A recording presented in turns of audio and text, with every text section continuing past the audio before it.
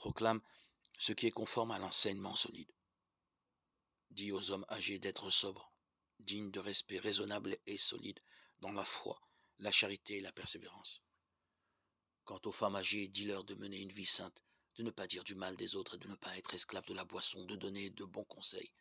Qu'elles apprennent aux jeunes femmes à aimer leurs maris et leurs enfants, à être raisonnables et pures, bonnes ménagères, aimables, soumises chacun à son mari afin que la parole de Dieu ne soit pas exposée au mépris. Exhorte aussi les jeunes à être raisonnables en toutes choses. Toi-même sois un modèle dans ta façon de bien agir. Par le sérieux et la pureté de ton enseignement, par la solidité inattaquable de ta parole, pour la plus grande confusion de l'adversaire qui ne trouvera aucune critique à faire sur nous.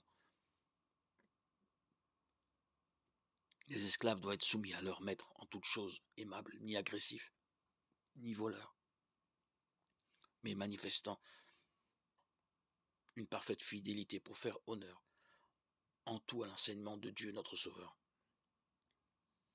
Car la grâce de Dieu s'est manifestée pour le salut de tous les hommes.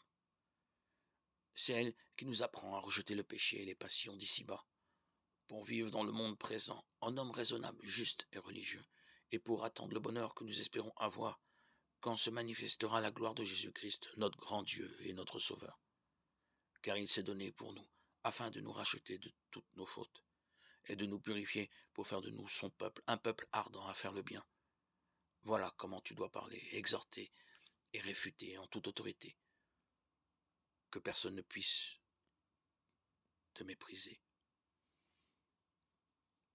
Lettre à Tite 2, 1, 15.